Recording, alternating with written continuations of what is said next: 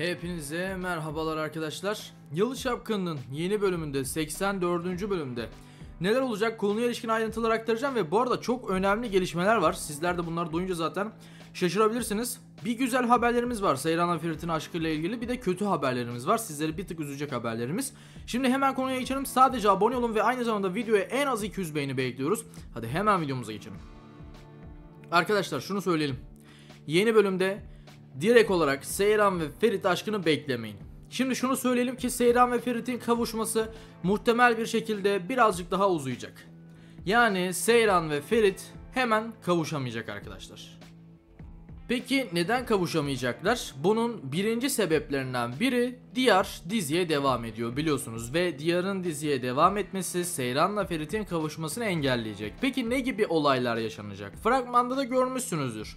Artık Seyran'la Ferit birlikte olsun diye Kazım abiyle yardım edecek arkadaşlar Seyran ve Ferit'e. Özellikle Esma Hanım bu evliliği, yani Seyran'la Ferit'in tekrardan birlikte olmasını istemiyor. Ama ne kadar istemese de hani yapacak bir şeyler olmadığı için, ikisi birbirini sevdiği için de herhangi bir şey yapamıyorlar. Ve tek yapmaları da gereken Seyran'ın eve ikinci bir gelin gelmemesi. O nedenle hani Seyran Ferit'le birlikte olsun diye Seyran'a çok fazla yardım edecek Kazım ağa filan. Zaten Diyar'ın da gözünü epey korkutacak, yeni bölümde göreceğiz. Şimdi Seyran ve Ferit'in kavuşması neden gecikecek? Neden hemen kavuşamayacaklar onu söyleyelim. Şimdi Diyar'ın dizide olması ve Diyar'a yapılan bazı kötülüklerin, bu ayrılıkların vesaire İlyas dedenin zoruna gidecek. Yani Diyar'ın dedesinin zoruna gidecek. Ve o nedenle Ferit'e kötü şeyler yapılacak arkadaşlar. Evet, önümüzdeki bölümlerde bunu rahatlıkla görebilirsiniz. Ferit'e kötü şeyler yapılacak. Zaten önümüzdeki bölümde, yani 84. bölümde de dizi başladığı gibi Seyran ve Ferit kavuşmuş olmayacak. Ferit Diyar'dan ayrılmaya gidecek ama ayrılmaya gittiği sırada kötü bir şey olacak arkadaşlar, onu söyleyelim. Yani kötü bir şey olacağı için muhtemelen Ferit Diyar'dan yine ayrılamayacak.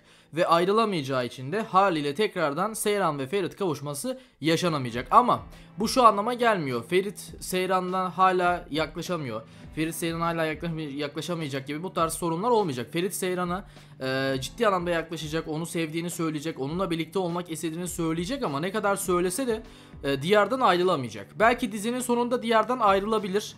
Ama bizim tahminimizce Diyar'dan ayrılmaya giderken başına kötü bir şey gelecek arkadaşlar Ferit'in.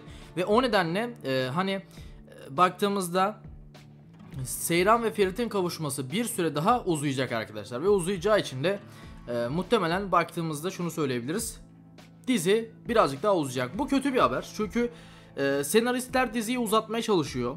Ama izleyiciler, yani hayranlar bunu hiç iyi karşılamıyor. Artık bir an önce Seyran ve Ferit'in birleşmesi, tekrardan kavuşması gerektiğini savunuyorlar ki gerçekten haklılar çünkü gitgide uzuyor, uzamaya da devam edecek. Ne kadar artık Seyran ve Ferit birbirini sevse de, bunu birbirlerine söyleseler de, Ferit artık Diyar'ı sevmeyip zaten sevmiyordu ama artık Seyran'a da onu sevdiğini söylese de bu bölümde vesaire, Diyar'dan ayrılamayarak sürekli Seyran ve Ferit'in kavuşması da bir süre daha uzayacak.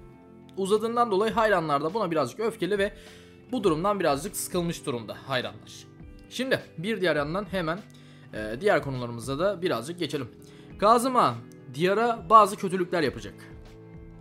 Diyar'ı korkutacak ve Diyar'a kötülükler yapacak. Bundan da İlyas ağanın haberi olacak ve o nedenle hani kötü şeyler Korhanlara yapabilir İlyas ağa. Sadece Korhanlara değil ama en azından Ferit'e vesaire kötü davranabilir İlyas ağa. Onu da kötü planlar, tuzaklar hazırlayabilir. Sadece böyle bitmiyor tabii ki olay. Bir yandan dediğimiz gibi Ferit'in başına kötü şeyler gelecek. Muhtemelen bu bölüm veya bir sonraki bölüm kötü şeyler gelecek ve gelmesiyle beraber de Ferit'in dizide ayrılması tabii ki söz konusu değil, onu söyleyelim, ama Ferit'in Diyar'dan ayrılması söz konusu olmayabilir. Yani Diyar'dan ayrılamayabilir ve ayrılamadığı için de Seyran'la kavuşamayabilir. Bu sıkıntılı bir durum olacak epey, onu söyleyelim. Ve Esma Hanım yani Seyran'ın annesi evliliği istemiyor arkadaşlar ama ne kadar istemese de bu evlilik, yani Seyran ve Ferit'in tekrardan birleşmesi, kavuşması olacak. Şimdi şunu söyleyelim, dizinin Aralık ayının sonunda final yapma konusu var. Birazdan ekranınıza gelecek zaten Emrullah Bey'in de söylediği bazı şeyler de yine ekranlarınıza gelecek ama şunu söyleyelim, izleyiciler bunu istemiyor.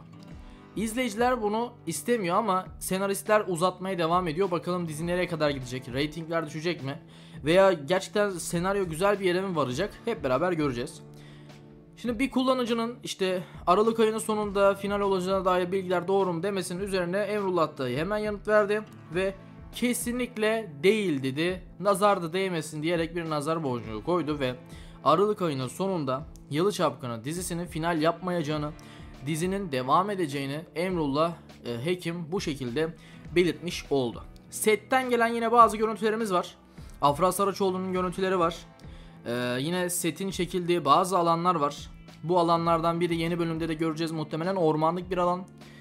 Ormanlık alanda bir set çekimi gerçekleşti bugün itibariyle. Ormanda ne çekildiğine dair herhangi bir şey bilmiyoruz ama hani ormanda bir set çekimi gerçekleşti. Bakalım ne oluyor acaba, Ferit'e kötü bir şey mi yapılıyor? Ne olacağını gerçekten çok merak ediyoruz. Ormanlık alanda hani sıkıntılı bir muhtemelen set çekimi olduğunu da tahmin ediyoruz. Zaten bu şekilde araçlar da geldi. Şimdi Afra Saraçoğlu yine karşınıza gelecek. Şunu da söylemek istiyorum. Fragman da aslında bugün gelmesi lazım artık.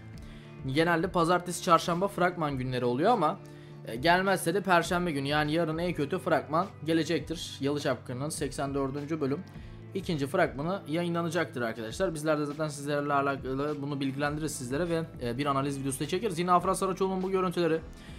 Yalı'daki seti bitmişti Afra Saraçoğlu'nun ve Yalı'dan çıkıp bu şekilde araçlarına binip uzaklaştığı görüntüler yine sosyal medyada hayranları tarafından paylaşıldığı bir set görüntüsü olarak sizlere bunu gösterebiliriz. Yalı'da önemli set çekimleri oldu. Bu arada bu hafta da Yalı epey bir yoğun geçti. Yani Yalı'da epey böyle yoğun bir çalışma vardı arkadaşlar bu hafta. Ve bu çalışmalardan dolayı da Yalı epey bir kalabalıktı. Yalı'ya epey bir oyuncular Yalı'da epey bir kaldı. Hatta bir süre hangi günde hatırlamıyorum ama pazar günü müydü, pazartesi miydi bilmiyorum, hatırlamıyorum ama bu hafta yaklaşık Yalı'da 9 saat set çekimi bile olmuştu. Yani Yalı'da uzun bir set çekimi oldu bu hafta ve o nedenle 84. bölümde de böyle fazla 84. bölümde Yalı sahneleri göreceğiz. Yalı'da çekilen sahneleri bol bol göreceğiz. Bakalım, inşallah güzel şeyler yaşanmıştır Yalı'da. Ama Korhanları bu aralar çok iyi şeyler beklemiyor. Korhanların başına kötü şeyler gelecek. Bunu da zaten söyleyelim. Yani bir nevi aslında birazcık bu üzücü bir durum, Seyran ve Ferit'in böyle olması, ama bakalım inşallah yanılırız. İnşallah daha güzel gider dizi ama söylenenler ve analizler bu şekilde. Sizlere biz bu şekilde belirtelim. Bakalım dizinin sonu nasıl olacak? Yani nereye doğru gidiyor? Acaba iyi bir senaryo değişecek, iyi bir şey mi olacak, yoksa senaryo artık sona doğru dayanacak ve dizi final mi yapacak? Hep beraber göreceğiz. Sizleri de seviyoruz. Abone olmayı ve videoyu beğenmeyi unutmayınız. Görüşmek üzere, sağlıcakla kalın arkadaşlar.